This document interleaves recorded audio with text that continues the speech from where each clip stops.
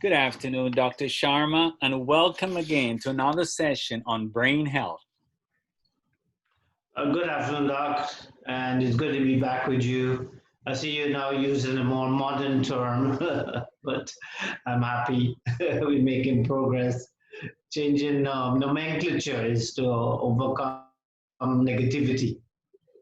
Well, Doc, today is September 1st, 2020, and you're the one who brought it to my attention that you think we should use brain health instead of mental health, and I like the idea. As we All right, continue, as we continue our series, Doc, today I would like to ask you, what is the difference between psychotic and non-psychotic disorders? great. So we talked the last interview about psychotic disorders, which are a break from reality. And it's also a function of the brain being very dysfunctional, disorganized in its thinking. Non-psychotic is not a break from reality, so it's the opposite.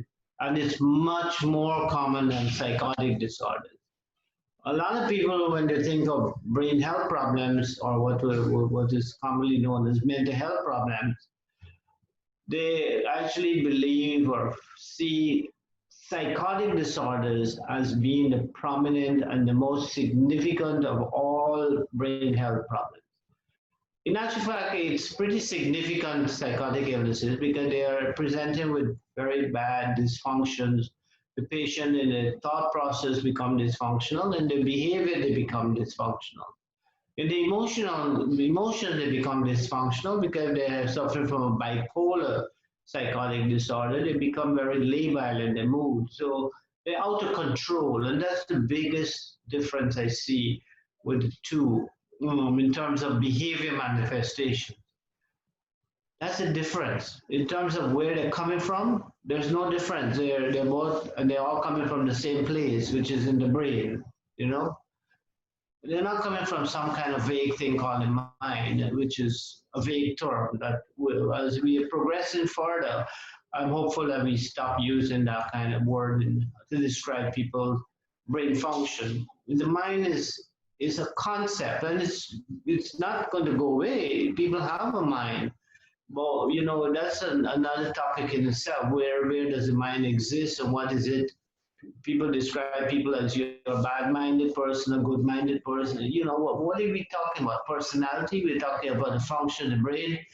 We're not sure. So it's kind of a vague term that describes a part of the brain that is involved with a person feeling, thinking, and so on. But I prefer to go straight to what it is. If we're dealing with a part of the brain that has feeling, deal with it. You talk about the mood center. We're talking about part of the brain that deals with thinking. We're talking about the cognitive part of the brain or the frontal part of the brain. And if we're dealing with the parts of the brain that deal with behavior, then we're dealing with behavioral aspects of brain function, which are many. The whole brain is full of behavioral control centers, all the way in the cerebellum, through the motor cortex, quite a number of areas, the striatal pathways and so on. They're all controlling motor function and behavior. So psychotic disorders are breaks from reality where the brain becomes so overwhelmed, it's either overwhelmed by too much neurochemicals coming into it, or it's overwhelmed by too much external stimulus coming into it, as we see with some of our young people who are breaking down because of spending too much time on their tablets and getting all kind of visual stimuli, which is overwhelming. No structure now, no school, so there's just completely overwhelming their brain with these stimuli, and it shows you the brain can't take too much. You can't be throwing things into the brain. It's almost like what we call brainwashing the person. So breakdown can happen for a number of reasons, and we call those psychotic episodes, break from reality. Non-psychotic disorders are mostly anxiety disorders, emotional disorders, cognitive disorders like dementias, personality disorders, which is the whole personality of the individual is damaged. And these are the large number of disorders where we tend to not see them because they're not visible. The persons who suffer these disorders often keep quiet about them. They're embarrassed about their condition. They don't want to be known to have a mental health problem. I'm not, nothing's wrong with me. Something's wrong with him or something wrong with you, but not me. I'm perfectly fine. But if that were the case, then we wouldn't need psychiatrists and neurologists and brain specialists and these people. We need them, and we have a lot of them out there because they are really needed to help manage those disorders, which make up the majority. We're talking about a 1% prevalence rate for psychotic illnesses in the population. And we're talking about 30, 40% prevalence rate for other non-psychotic conditions, including substance use disorders, anxiety disorders, the depressive disorders, sexual disorders, eating disorders, the horrible anorexia nervosa and bulimic disorders, which affect young women mostly. We have a whole range of childhood disorders from tic disorders and Tourette syndromes to attention deficit disorder and the whole autism spectrum of disorder. A large number of disorders of the brain make up our non-psychotic disorder.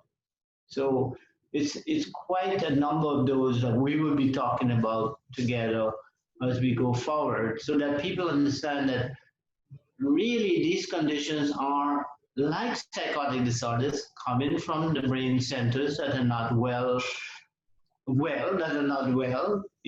it's probably dysregulated because of the person's experiences in life, because of their neurochemical functions, because of the electrical functions. So we gotta open our mind to the fact. That's where we use mind. We open our thinking to the fact that the large majority of conditions that people experience, unfortunately, are not visible because it's the tip of the iceberg that sits out there that people see, which are mostly behavioral problems. Somebody goes,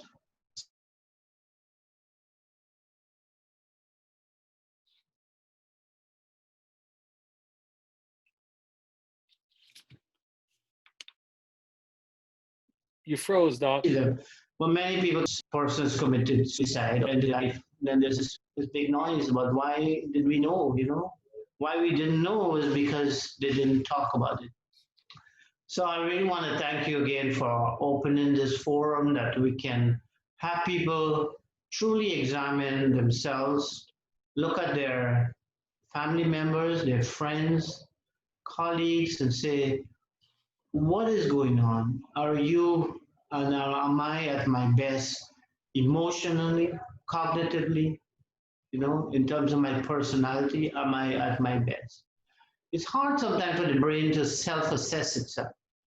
If the brain's mood center is going bad, we know through the symptoms that it presents with. For example, depression will present with sleep problems, a loss of interest, feelings of guilt about things that people did in their life, loss of energy, poor concentration, loss of appetite, suicidal thoughts, problems in sex and libido. So we know through the constellation of symptoms that something is not right.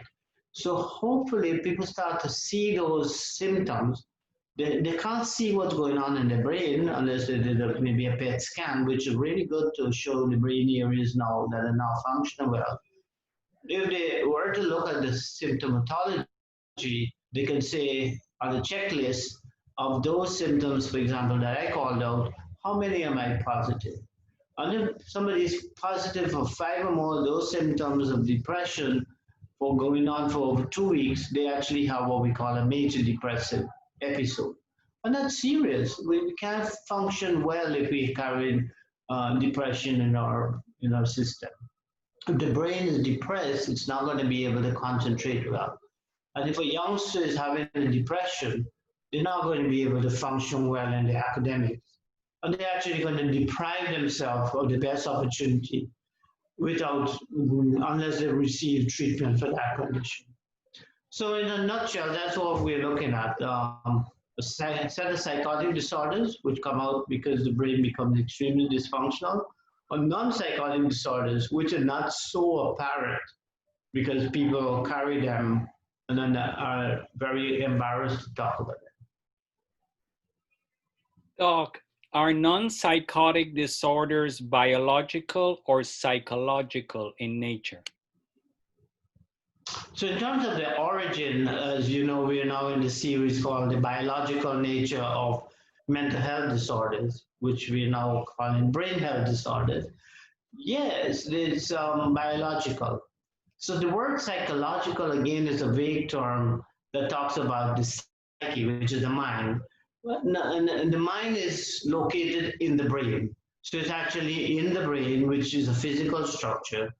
So many people think that these disorders of emotion and anxieties and depressions or sexual feelings and personality issues and childhood disorders are coming out of some strange mechanism of origin that only they understand, like maybe spirits in the person, or it's like going back into way back in the ancient times where like there's the bad flow of air in the person, or the bad breathing, or the bad water and bad, that is total nonsense. We know that these disorders are truly biological.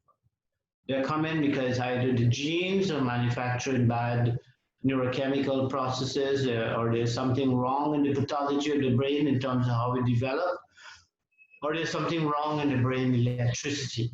So there's just a few ways that the brain can malfunction. Either the neurochemistry is bad, or the electricity is bad, or the anatomy or the structure of the brain is bad, you know? So one of those three things are causing, or in an interplay of those. The brain is affected by external forces because we receive stimuli through our eyes, ears, through our skin, tactile stimuli. So we receive stimuli and we give out stimuli, you see? So through those five sensory organs. There's another sensation that we can talk about another time in terms of what we call the sixth sense, the intuitive sense. And that's a very fascinating side of our brain that we don't understand, we don't know, we don't tap into. Tremendous energy and power from that sixth sense that we have. But we know the five senses are very physical. So I would answer that question, Doc, by saying absolutely biological. Doc, finally, one last question. How can we help persons with these disorders? How can we help them?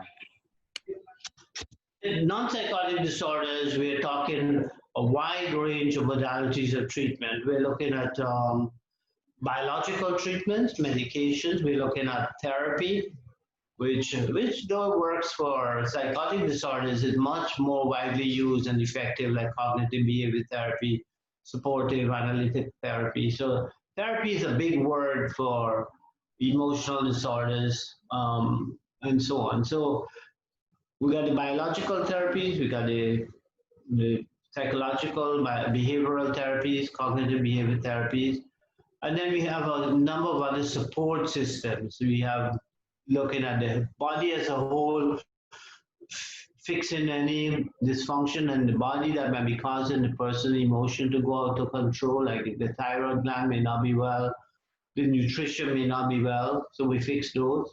All right, and then we also fix the environment that the person is in. So the environmental factors could be a pressure, expectations, relationship difficulties. We can work to make those better. So a wide range of exciting treatments are there. There are treatments like the brain stimulation that's talking very, very modern kind of medication treatments are there also, moving away from the old medications that cause a lot of adverse effects. So treatments are very available. Response to treatment extremely good. Well, Doc, we thank God for you, and thank you very much for all you do. Look forward to seeing you soon, and may God bless you. You stay safe. Well, I look forward to seeing you. I hear good news that you may be traveling to Ghana, but I heard also bad news that the airport is still not open. So we pray and hope that the COVID crisis is resolved, that we seem that we're going to be having to wait for the vaccine, the magic vaccine that will make people more immune to this thing. And I still believe that we do have the vaccine already in us, which is our own strength that we can build and we can make ourselves stronger in our immune function. But that's me. I'm still very much hopeful that there will be more better treatments coming along, that the fear of this COVID will evaporate, go away, dissipate. Well, Doc, thank you so much. God bless you and see you soon. All right, thank you.